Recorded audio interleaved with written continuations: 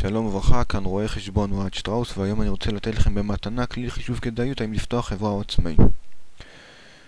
כל מה שאתם צריכים לעשות זה למלא 3 רוביקות. ראשונה זה הכנסה החייבת החודשית, שנייה זה עליות נוספות לחברה מעבר לעליות כעצמאי, שלישית זה נקודות הזיכוי לה כל אחד זכאי, כאשר הבסיס זה לאישה 2.75 ולגבר 2.25. התוצאה שנקבל מורכבת מ4 מסלולים, 3 מסלולים כחברה ועוד מסלול אחד כעצמאי. 3 המסלולים כחברה מחולקים למסלול משכורת בלבד, דהיינו אם כל הרווח אני מחלק כמשכורת.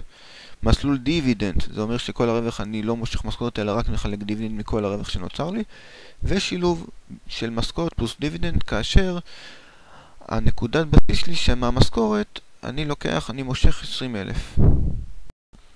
לאחר שמילאתי את הרובריקות, הכנסה החייבת הצפויה החודשית, העליות הנוספות ונקודות הזיכוי המגיעות לי על פי חוק, אני אראה מה המסלול עם הרווח הכי מקסימלי מבחינתי כחברה, וכמובן כמה אני מקבל בנטו החודשי כעצמאי, וברובריקה הזאת אני אראה בעצם את המסלול הכי כדאי לי לפתוח חברה או עצמאי.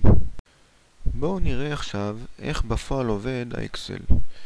ננסה 3 דרגות שכר, נראה מה התוצאה בכל אחת מהן.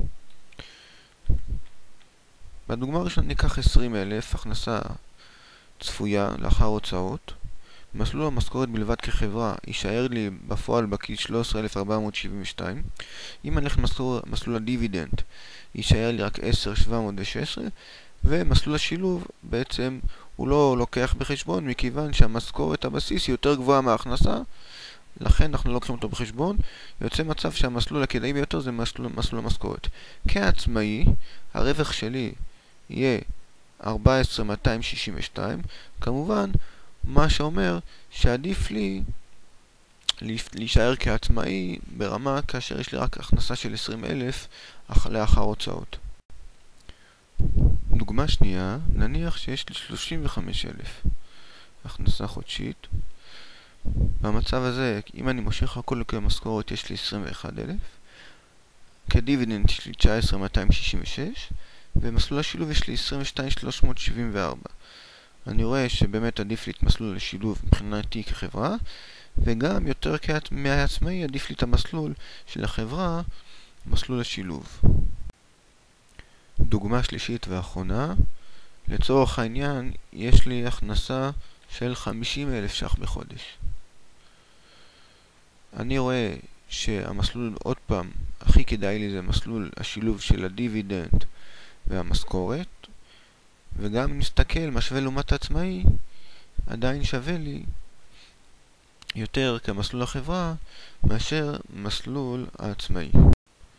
שימו לב שהאקסל הזה נותן לכם רק את ההיבט המיסוי. ישנם עוד המון מרכיבים האם לפתוח עצמאי או חברה מעבר להיבט המיסוי.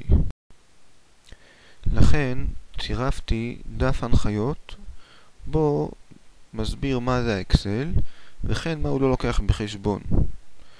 כמובן אני מציע לכל מי שרוצה לקבל החלטה כבדת משקל כזו, יש להצייץ ברואה חשבון לפני החלטה לפתוח עצמאי או לפתוח חברה.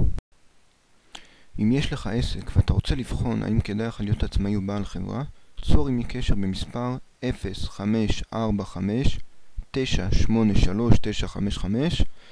אני חוזר 0545-983-955. תודה רבה על הצפייה.